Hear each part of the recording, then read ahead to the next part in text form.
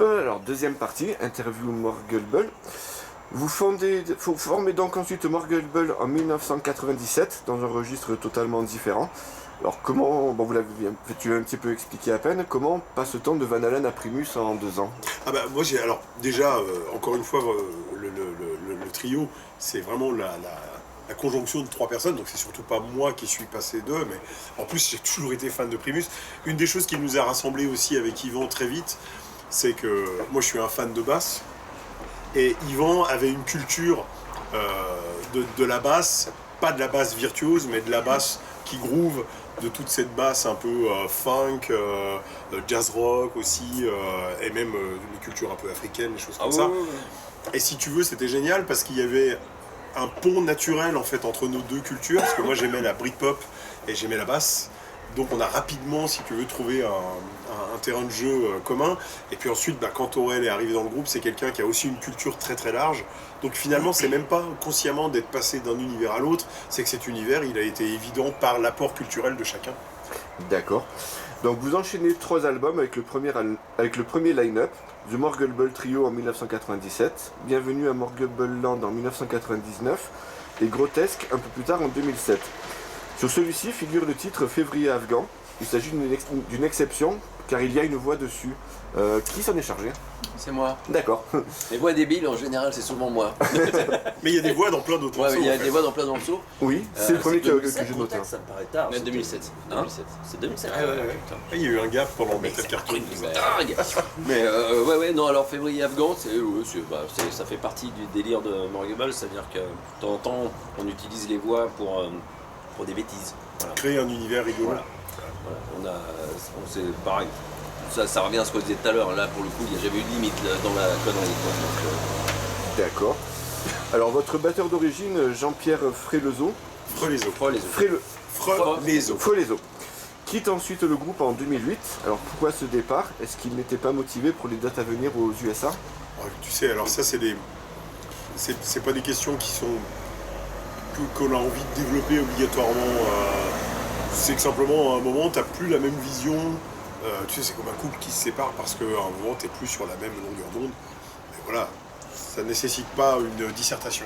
D'accord. On passe à la suivante. Alors, Aurélien, donc tu le remplaces donc à cette période. Pareil, ça nécessite aucune explication. Non, parce qu'il y a un moment, il faut qu'on ait bouffé. Donc...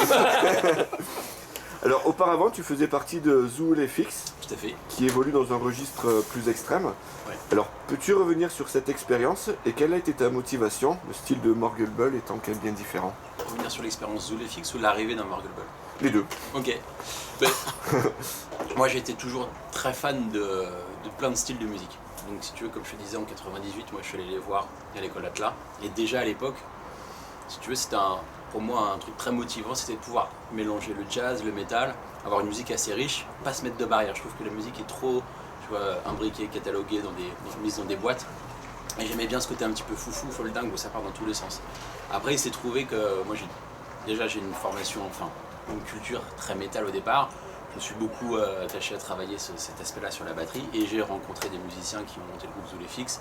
Donc j'ai tout de suite été embarqué là-dedans, mais j'ai pas mis de côté en fait tous ces projets, si tu veux, alternatifs, de faire des musiques un petit peu plus prog, fusion, tout ça.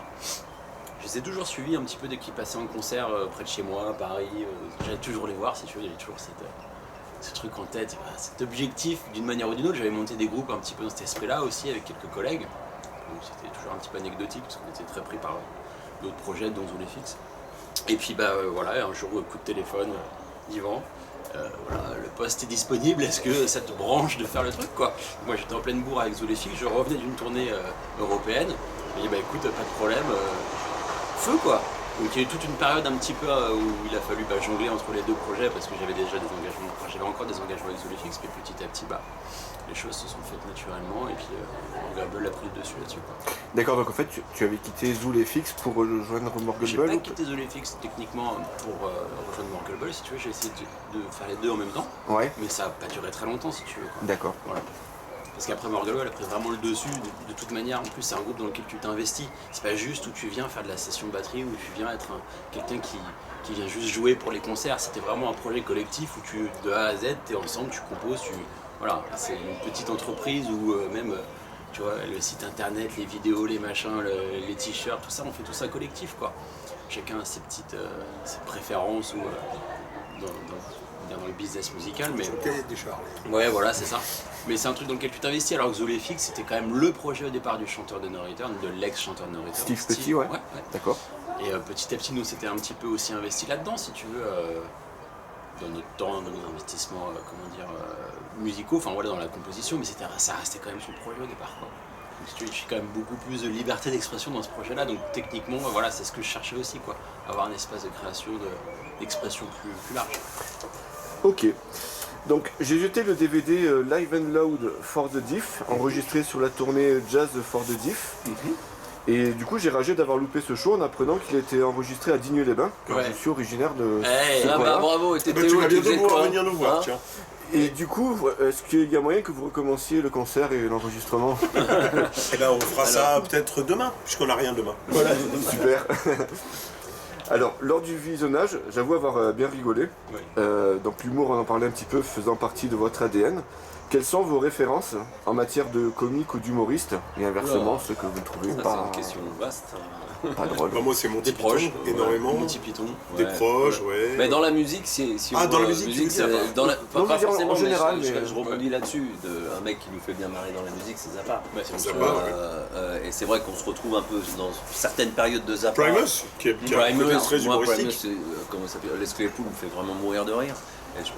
Mais bon, après, les humoristes, ouais, enfin, moi je sais que nous on est des dinosaures, donc on aime bien les humoristes des années 80. Fernand Reynaud. 90, non, mais bon, Oui. Des proches. on se retrouve sur Coluche. certains des proches, Coluche, De Vos, tous ces mecs-là. C'est vrai que personnellement, moi, dans la nouvelle génération, il n'y en a pas beaucoup qui me font rire, mais bon, voilà, c'est une histoire de génération, ça. L'humour est générationnel. Ok. Donc sur ce DVD, lors du titre Tapas Nocturne, vous imitez les Mexicains avec un bon nombre de carambas. Alors avec les jours actuels, où tout est censuré et où n'importe qui peut être taxé de raciste, homophobe ou sexiste pour pas grand chose, est-ce que vous y réfléchissez à 2 fois avant d'utiliser cette forme d'humour? Non, parce que en l'occurrence, les Mexicains disent caramba. Donc, Oui, voilà. bien sûr. Et puis c'est pas Et une donc moquerie si on du veut tout. imiter les Corses, on fera aussi ça et on fera. Enfin, Des origines il y a pas corses. de- Non, mais encore une En fois, plus, on s'en moque pas, hein. C'est pas du tout du foutage de gueule. Pour nous, faire ce genre de choses-là, c'est créer un univers. Ouais. Et en fait, ce qui est peut-être dommage, et je rejoins ce que disait Yvan, actuellement, il y a peu de gens, moi, qui m'amusent dans l'humour, parce qu'il y a peu de gens qui arrivent à créer un univers. C'est-à-dire que maintenant, en fait, dans le stand-up, les mecs parlent d'eux-mêmes, et c'est tout.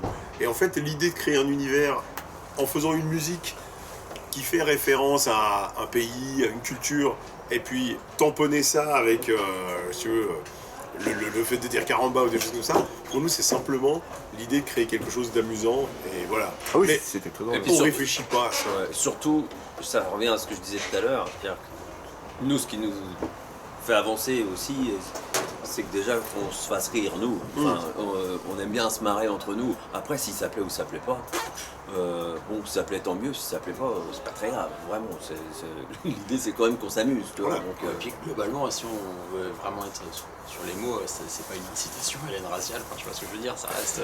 Oui, carrément. C'est pas un reproche de un pseudo-reproche culturel que pourrait avoir une communauté en particulier, quoi. Au contraire, Non, mais à part ça, c'est plutôt une mise. Je veux dire, nous on apprécie plein de musique et justement, tu vois, la musique sud-américaine, on l'utilise assez souvent dans plein d'albums. Il y a toujours un morceau qui a une petite consonance sud-américaine. Mais tu te moques quand même très souvent des gens d'origine hispanique. Oui, c'est vrai, d'ailleurs, on peut en parler.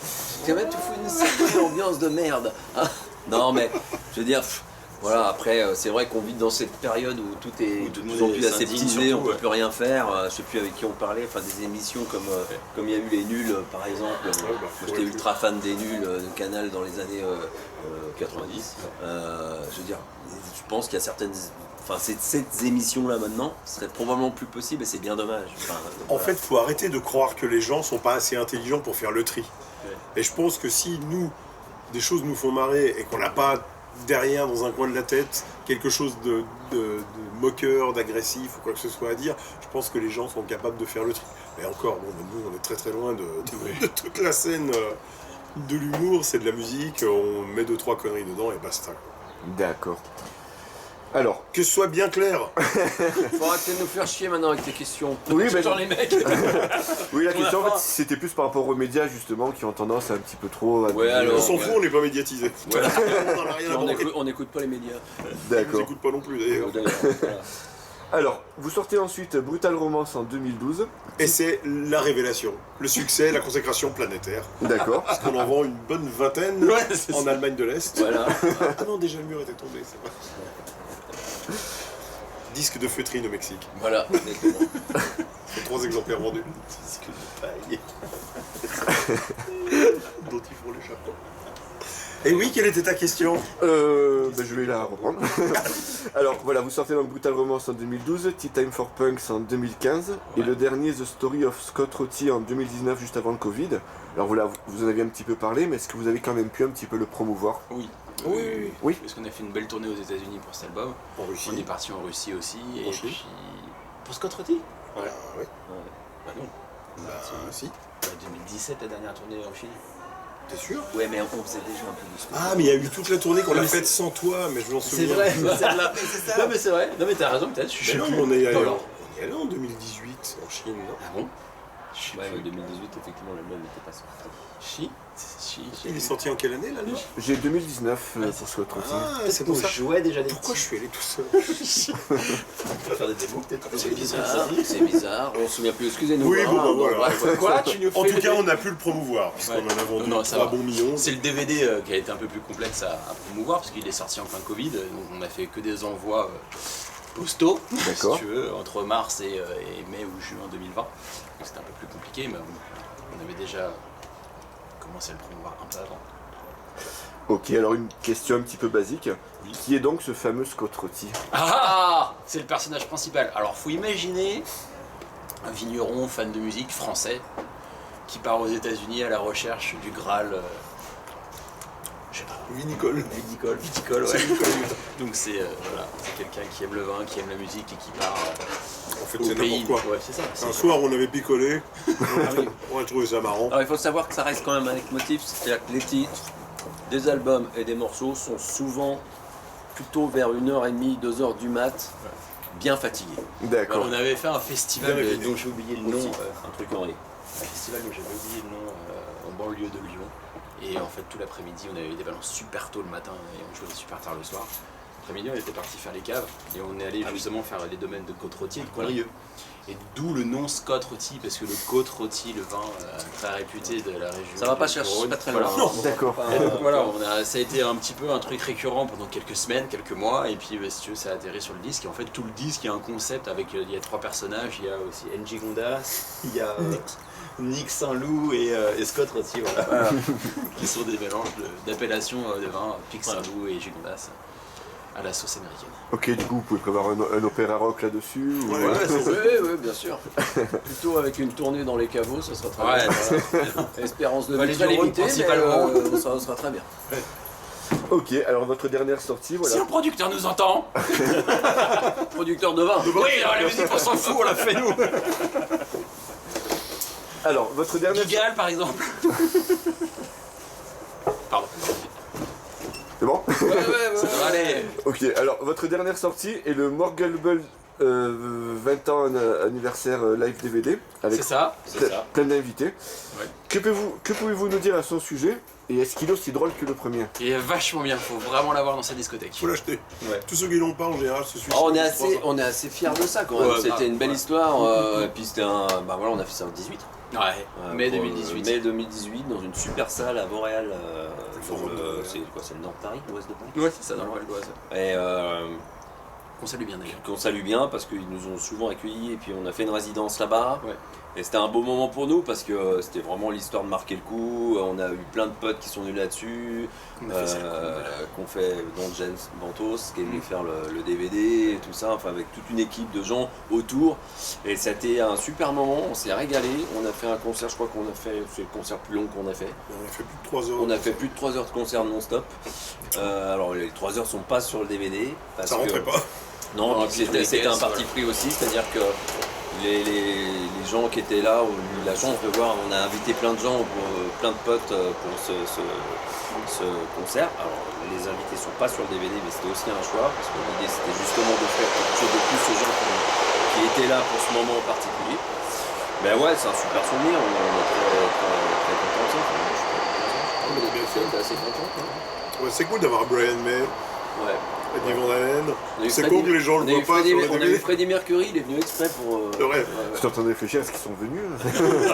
Ils étaient invités par contre. Oui. Non, on a plein de Tous copains les- qui sont venus et tout ça, mais voilà, ouais, non, c'était un super moment, vraiment, Ouais. vraiment magnifique. Ok, donc vous le disiez aussi, vous avez une discographie de 7 albums et de 2 DVD. Vous en avez mis une bonne partie en ligne sur votre chaîne YouTube, mais sachant qu'une partie n'est pas sortie sur un label, tout votre matériel est-il encore disponible en format physique? Yes. Oui, physique, oui. Tu peux acheter tout ce soir.